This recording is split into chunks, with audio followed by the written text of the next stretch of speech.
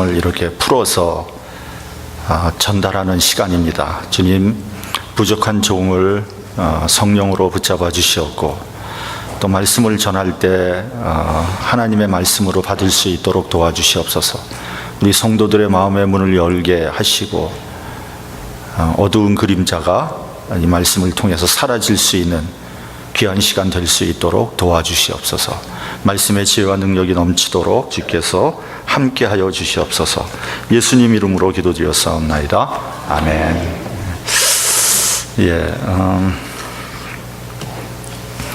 여러분도 잘 아시다시피 그 유명한 역사학자 아놀드 토인비는 역사를 이끌어가는 사람들은 소수의 창조자다, 이런 얘기를 했습니다. 역사를 움직이는 사람들은 다수의 대중이 아니라 creative minority, 소수의 창조자다, 이런 말이죠. 실제로 어떤 공동체나 어떤 회사나 혹은 국가에서 모든 계획을 세워나가고 또 의사결정을 하는 주체, 그리고 그 공동체를 이끌고 가는 사람들은 분명히 소수의 무리들입니다. 20대 80의 원칙이라는 것이 있습니다. 그것은 경영학에서 나온 말인데, 회사를 이끌어가는 모든 공동체 다 20%의 사람이 그 공동체를 이끌고 간다는 거죠. 나머지 80%는 그저 그냥 따라가는 들러리에 불과하다, 이런 얘기입니다. 이 이론을 교회에 적용을 하면 교회도 마찬가지라는 거죠. 교회를 이끌고 가는 사람들은 20%의 소수의 무리들이다. 근데 그 말을 하니까 어떤 분이 그러더라고요. 아니, 교회를 이렇게 관여하고 직접 이끌고 가는 사람들이 20%만 됐으면 좋겠다. 교회는 20%도 안 된다, 10%도 안 될 것 같다, 이런 얘기를 하더라고요. 생각해 보니까 그 말도 맞는 것 같아요. 왜냐하면은 교회에서 리더가 된다는 것은 희생과 헌신을 전제로 하는 거거든요. 그러므로 일반적인 공동체보다 더 적은 무리가 교회를 이끌고 가고 있다, 이것도 말이 된다는 거죠. 어쨌든 역사는 소수의 무리에 의해서 움직여 왔습니다. 실제로 민주주의가 발달되기 전에는 국가를 움직이는 사람은 왕이나 왕 주변에 있는 아주 핵심적인 그런 사람들이었습니다. 짐이 곧 국가다, 루이 14세가 한 말이죠. 아주 대표적인 예가 될 것 같습니다. 내가 곧 국가니까 불란서를 내 마음대로 다스리겠다, 이런 말 아닙니까? 그러나 민주주의가 발달되면서 양상이 많이 달라졌습니다. 우리나라 헌법 제2조를 보면요, 한국의 헌법 2조를 보면 대한민국의 주권은 국민에게 있고 모든 권력은 국민으로부터 나온다, 이렇게 되어 있습니다. 그러니까 그 헌법에 의하면 나라의 주인은 국민이 되는 거죠. 이 사실은 누가 모르겠습니까? 이건 상식에 속하는 얘기죠. 국민이 없으면 나라는 존재할 수 없습니다. 그런데 어떻습니까? 여태까지 나라의 주인은 국민이 아니라 소수의 무리였습니다.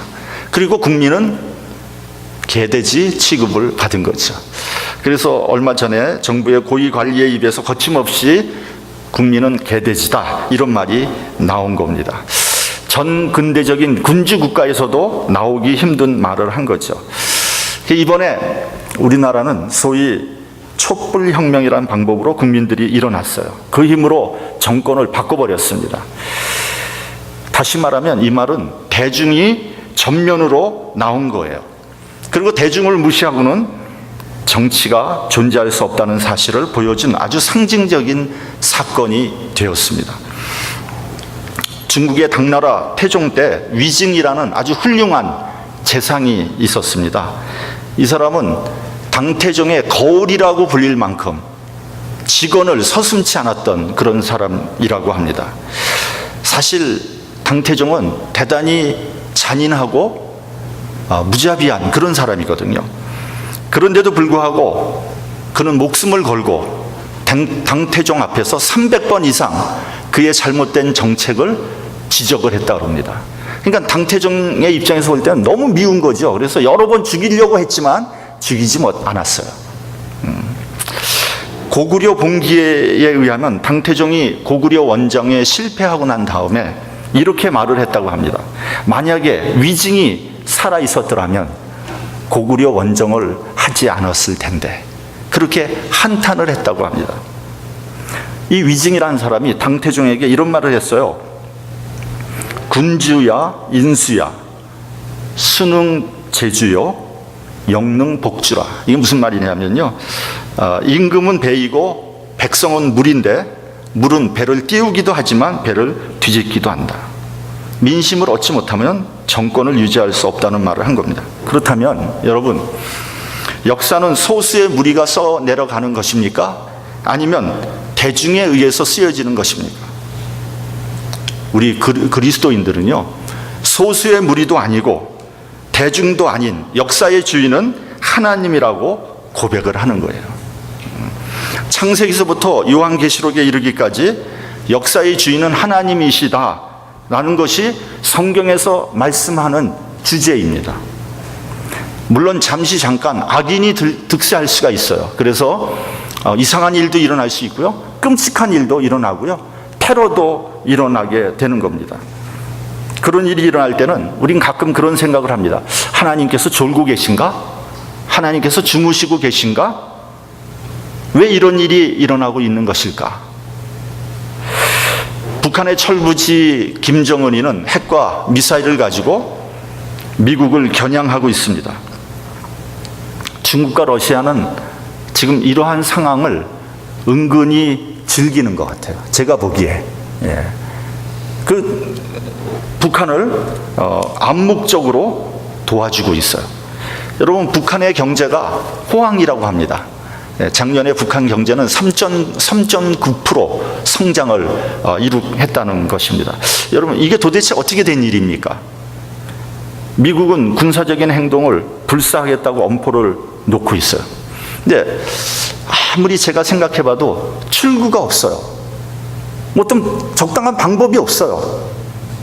그러면 대한민국은 어떻게 되는 겁니까? 정말 미국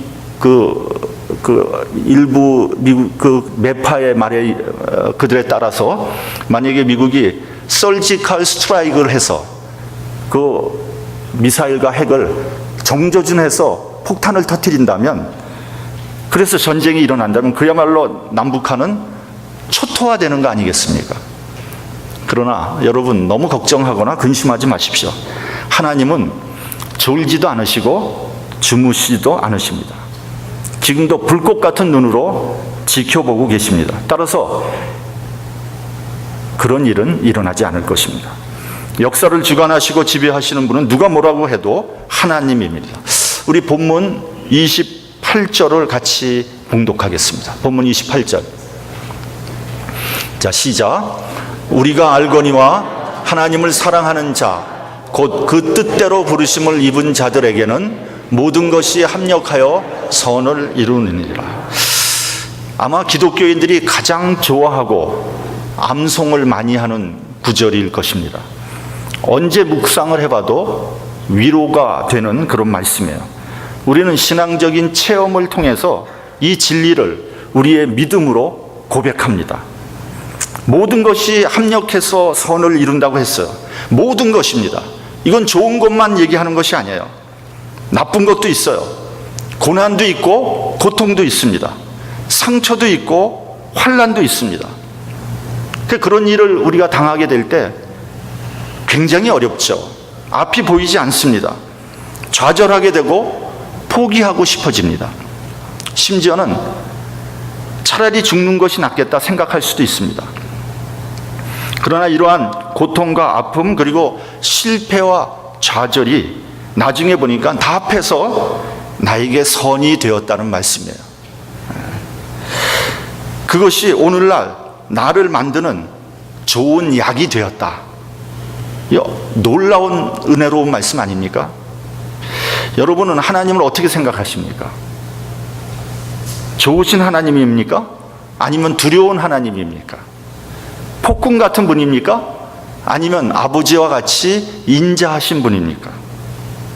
나를 괴롭히는 분입니까? 아니면 도우시는 분입니까? 하나님을 생각하면 위로가 되고 평안이 됩니까? 아니면 걱정이 되고 근심이 됩니까? 만약에 여러분이 하나님이 두렵고 폭군과 같은 분이라고 생각한다면, 그래서 하나님을 생각하면 불안하고 근심이 된다면, 여러분은 틀림없이 죄의 문제가 해결되지 않은 거예요.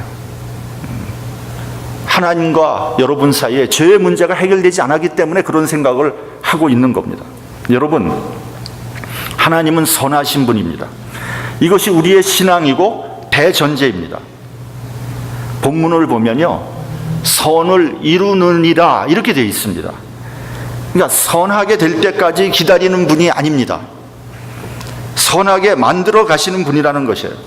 여러분, 하나님은요 굉장히 능동적이고 적극적인 분이십니다. 회개할 때까지 기다리는 분이 아니에요. 회개할 수 있도록 그 환경과 상황을 만드시는 분입니다.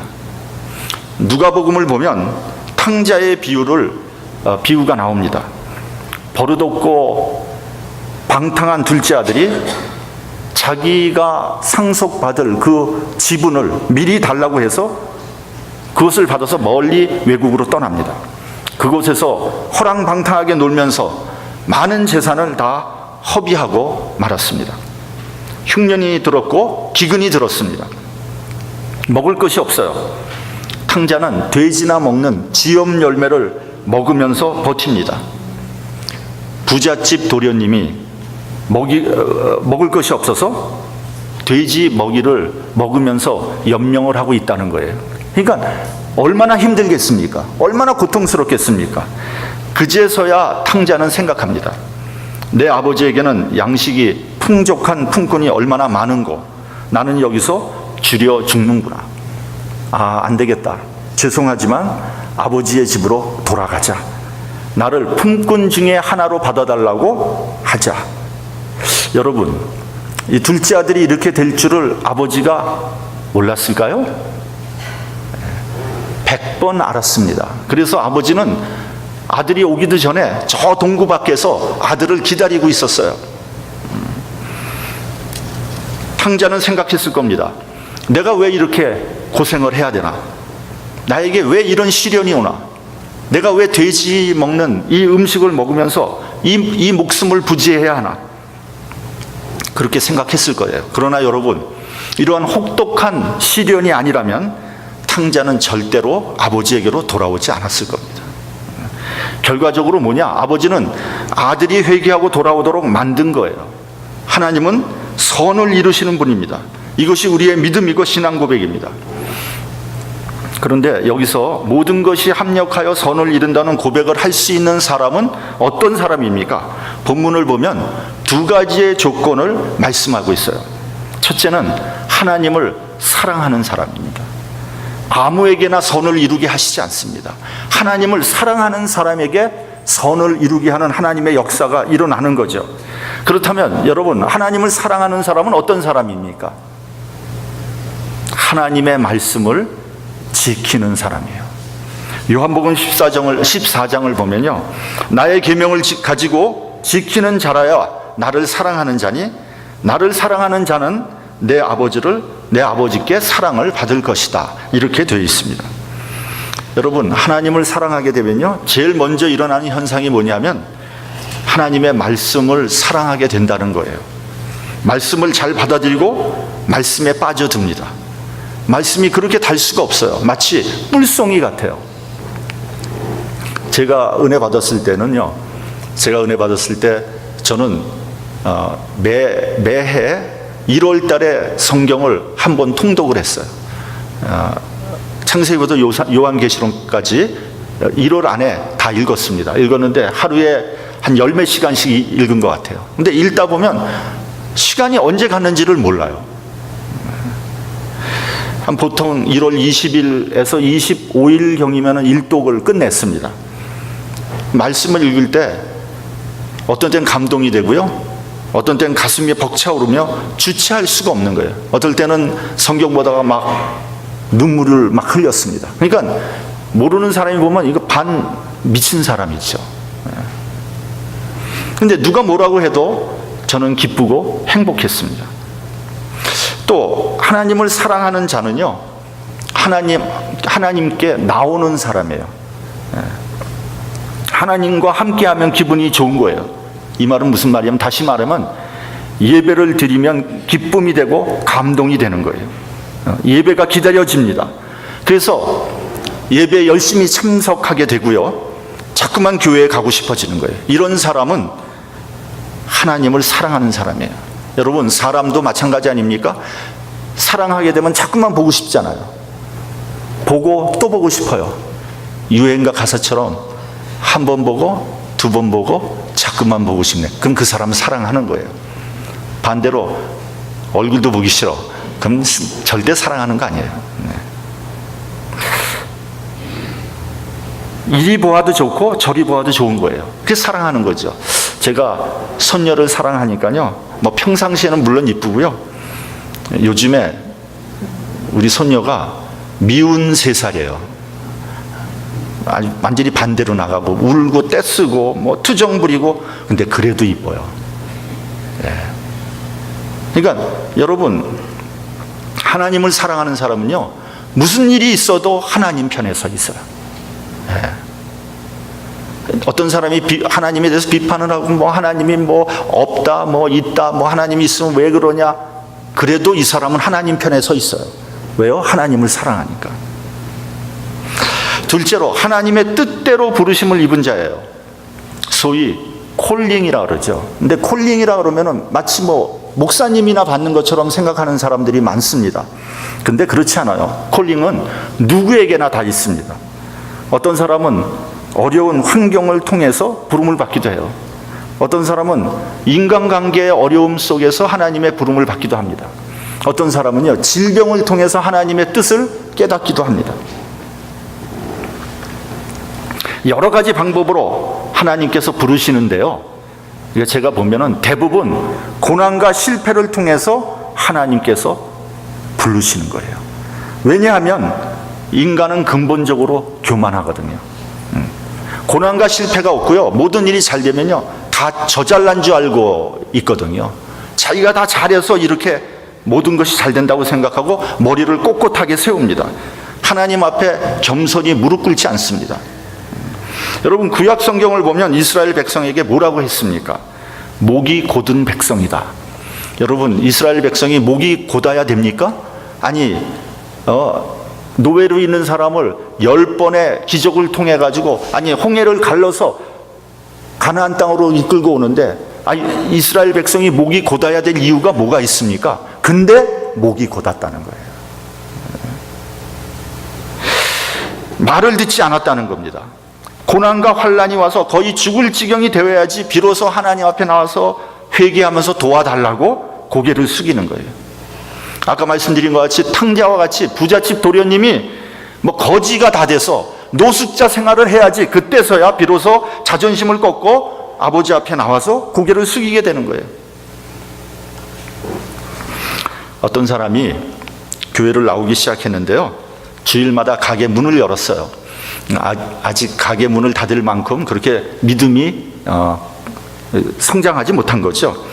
그러니까 예배 드리고 나면은 재빨리 가게에 나가서 문을 여는 거예요. 근데 어느 날 이 사람이 높은 데에서 떨어져서 발 뒤꿈치가 뼈가 부서져 버린 거예요. 병원에 가서 수술을 했고요, 꼼짝없이 앉아서 6개월간 안정을 취해야만 된 거예요. 그러니까 가게도 나갈 수 없고 집에서 앉아서 6개월을 이제 요양을 하는 거죠. 근데 집에서 6개월간 앉아 있는 동안 뭐 하겠어요? 그러니까 이분이 할 수 없이, 제가 보기에는 할 수 없이 성경을 보는 거예요. 그거밖에 할 게 없으니까. 근데 거기서 은혜를 받은 거예요. 하나님을 체험하고 하나님께 더 가까이 가게 된 겁니다. 지금은 교회의 장로님으로서 성실히 섬기고 있습니다. 여러분, 하나님의 부르심은 각자 다르지만 하나님의 장중에 붙잡히면 누구도 거부할 수 없고요, 빠져나갈 수 없습니다. 그것은 본인과 하나님만이 아는 비밀이고 간증입니다. 하나님께서는 여러 가지 방법을 써서 당신 앞에 나오게 하십니다. 고집이 세고 목이 곧은 사람들은요, 더 심한 고난을 겪게 될 것입니다. 여러분, 적게 얻어맞았을 때 하나님 앞에 나와서 이실직고 하는 사람들이 지혜로운 사람입니다. 어차피 하나님 앞에 나올 것인데 이리 깨지고 저리 깨지고 만신창이가 되어서 두 손 들고 나올 필요까지는 없지 않겠습니까? 어떤 사람은 간증을 하는데요, 그러더라고요. 사업도 다 망하고 가정도 파탄나고 몸도 병들어서 만신창이가 되어서 눈물 흘리면서 예수여, 이 죄인을 용서하여 주시옵소서. 그리고 두 손 들고 나왔대요. 뭐 그렇게 해서 더 큰 은혜를 받았을지는 모르지만 제가 보기에 좀 미련한 사람이다. 거기까지 갈 게 뭐 있냐고요. 어쨌든 하나님은요, 주도적으로 역사하시는 분이에요. 능동적으로, 창조적으로 역사하십니다. 그래서 하나님 앞에 나오게 하십니다. 이런 사람은요, 모든 것이 합하여 선을 이루게 되는 거예요. 방금 전에도 말씀을 드린 것과 같이 우리가 겪은 실패와 성공, 건강과 질병, 명예와 굴욕, 전쟁과 평화가 하나님의 섭리와 뜻 가운데 있다는 거예요.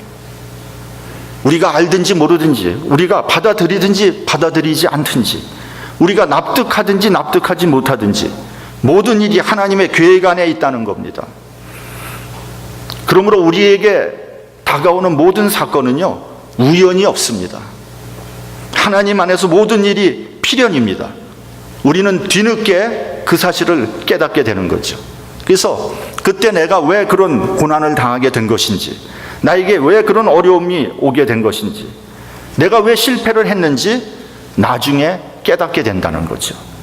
그래서 욥기 23장 10절에 보면 나의 가는 길을 오직 그가 아시나니. 여러분, 내가 가는 길 내가 잘 알 것 같아요? 모릅니다. 내가 왜 그 길을 가는지 몰라요. 근데 오직 하나님께서 아시나니 그가 나를 단련하신 후에는 내가 정금과 같이 나오리라. 이렇게 되어 있습니다. 선을 이루기 위해서, 정금같이 나오기 위해서 고난과 실패가 필요했다는 거죠. 둘째로는 합력하여 선을 이룬다고 했습니다. 선과 악, 성공과 실패, 순경과 역경, 이 모든 것이 합해서 선을 이루게 되는 겁니다. 그렇기 때문에 그리스도인에게 고난과 실패는 반드시 나쁜 것만은 아닙니다. 그것들조차 합해서 선을 이루게 된다는 거죠. 여러분, 나무가 꽃을 필 때는요, 나무는 거의 사력을 다한다고 합니다. 나무가 거의 죽어가면서 꽃을 핀다는 거예요. 그러니까 모든 힘과 능력을 쏟아부어서 꽃을 피워내는 거죠.